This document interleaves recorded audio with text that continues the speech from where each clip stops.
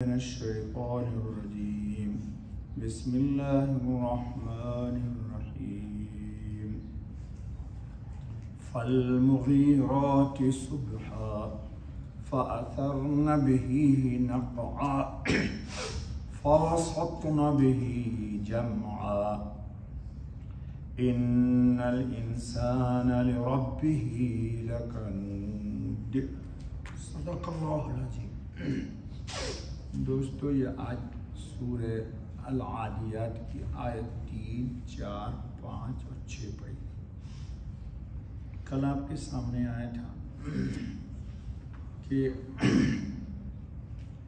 عند اللہ یعنی اللہ پاک کے نزدیک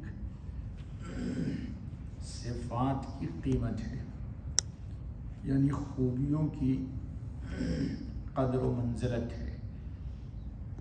تخلیق کے اعتبار سے انسان سب سے مکرم ہے، اللہ ہی نے قرآن میں کہا ہے، لیکن اللہ نے یہ بھی کہا دیا کہ وَلَقَدْ كَرَّمْنَا بَنِي آدم کے ساتھ ساتھ إِنَّ أَكْرَمَكُمْ عِنْدَ اللَّهِ أَتْقَاكُمْ۔ گھوڑے کی صفت کا تذکرہ چل رہا ہے جو میدان کارزار میں اپنے سوار کے ساتھ سوار کے اشارے پر بغیر اپنی جان کا خطرہ محسوس کیے ہوئے دشمنوں میں گھس جاتا ہے، اس کی صفات کا تذکرہ تھا۔ انہی صفات میں آ جا رہا ہے فالمغیرات صبحا، پھر غارت ڈالنے والے صبح کو۔ عربوں میں ایک معمول تھا، رات میں کسی قوم پر حملہ کرنا ان کے نزدیک شجاعت، ہمت، بہادری اور مردانگی کے خلاف تھا۔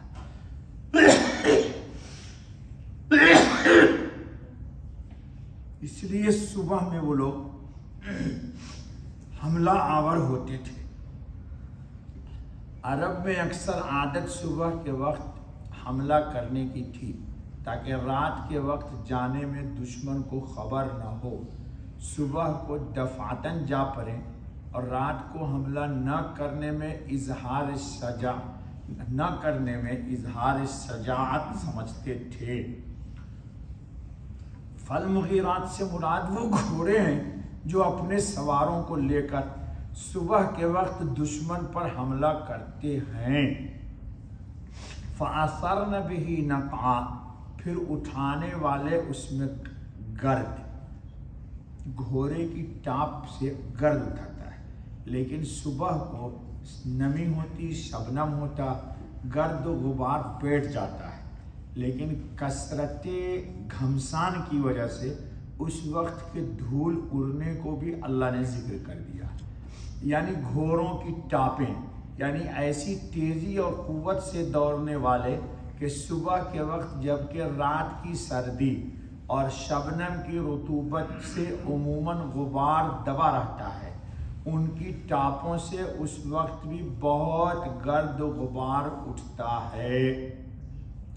فَوَسَطْنَ بِهِ جَمْعًا، پھر گھس جانے والے اس وقت فوج میں، دشمن میں گھس جانا یعنی اس وقت بے خوف و خطر دشمن کی فوج میں جا گھستے ہیں۔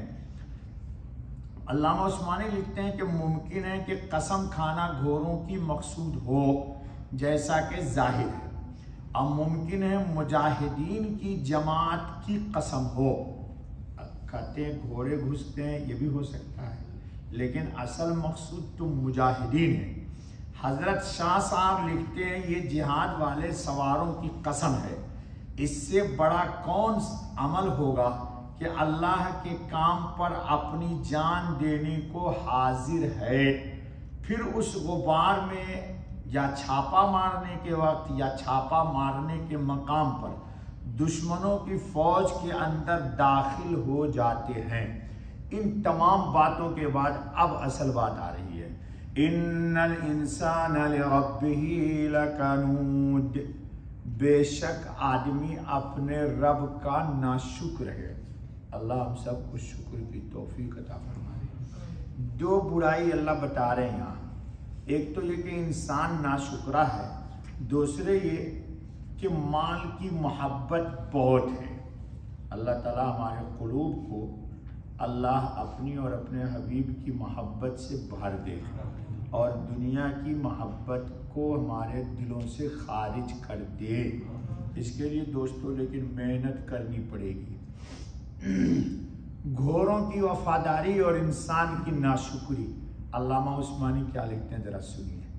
یعنی جہاد کرنے والے سواروں کی اللہ کی راہ میں سرفروشی اور جانبازی بتلاتی ہے کہ وفادار اور شکر گزار بندے ایسے ہوتے ہیں جو آدمی اللہ کی دی ہوئی قوتوں کو اس کے راستہ میں خرچ نہیں کرتا، وہ پرلے درجے کا ناشکرا اور نالائق ہے۔ بلکہ غور کرو تو خود گھوڑا زبان حال سے شہادت دے رہا ہے کہ جو لوگ مالک حقیقی کی دی ہوئی روزی کھاتے ہیں اور اس کی بے شمار نعمتوں سے شب و روز نفع اٹھاتے ہیں، پھر اس کے باوجود اس کی فرما برداری نہیں کرتے، وہ جانوروں سے زیادہ ذلیل اور حقیر ہیں۔ ایک سائشتہ گھوڑے کو مالک گھاس کے تنکے اور تھوڑا سا دانہ کھلاتا ہے، وہ اتنی سی تربیت پر اپنے مالک کی وفاداری میں جان لڑا دیتا ہے۔ جدھر سوار اشارہ کرتا ہے ادھر چلتا ہے، دوڑتا اور ہانپتا ہوا، ٹاپیں مارتا ہوا، غبار اٹھاتا ہوا گھمسان کے مارکوں میں بے تکلف گھس جاتا ہے۔ گولیوں کی بارش میں تلواروں اور سنگینوں کے سامنے پڑ کر سینہ نہیں پھیرتا، بلکہ بسا اوقات وفادار گھوڑا سوار کو بچانے کے لیے اپنی جان خطرہ میں ڈال دیتا ہے۔ کیا انسان نے ایسے گھوڑوں سے کچھ سبق سیکھا کہ اس کا بھی کوئی پالنے والا مالک ہے جس کی وفاداری میں اسے جان و مال خرچ کرنے کے لیے تیار رہنا چاہیے؟ بے شک انسان بڑا ناشکرا اور نالائق ہے کہ ایک گھوڑے بلکہ کتے کے برابر بھی وفاداری نہیں دکھلا سکتا۔ انسان کی دو کمزوریاں۔ آیت میں گھوڑوں کی قسم کھا کر انسان کے متعلق دو باتیں کہی گئی ہیں۔ ایک یہ کہ وہ ناشکرا ہے، مصیبتوں تکلیفوں کو یاد رکھتا ہے، نعمتوں اور احسانات کو بھول جاتا ہے۔ دوسرے یہ کہ وہ مال کی محبت میں شدید ہے۔ یہ دونوں باتیں شرعاً و عقلاً مذموم ہیں۔ مومن کی شان۔ اللہ کے نزدیک مومن کو ایسا ہونا چاہیے کہ بقدر ضرورت مال کو حاصل بھی کرے اور اس کی حفاظت بھی کرے اور مواقع ضرورت میں اس سے کام بھی لے، مگر دل اس کے ساتھ مشغول نہ ہو۔ جیسا کہ مولانا رومی نے بڑے بلیغ انداز سے فرمایا، آب اندر زیر کشتی پشتی است، آب در کشتی ہلا کے کشتی است۔ یعنی پانی جب تک کشتی کے نیچے رہے تو کشتی کا مددگار ہے، مگر یہی پانی کشتی کے اندر آ جائے تو کشتی کو لے ڈوبتا ہے۔ اسی طرح مال جب تک دل کی کشتی کے ارد گرد رہے تو مفید ہے، جب دل کے اندر گھس گیا تو ہلاکت ہے۔ اللہ رب العزت ہم سب کو وقت کے قدر کی اور اپنے رب کو پہچان کر اس کے حق کی ادائیگی کی توفیق عطا فرمائے۔ بس دوستو، بس سبحان اللہ۔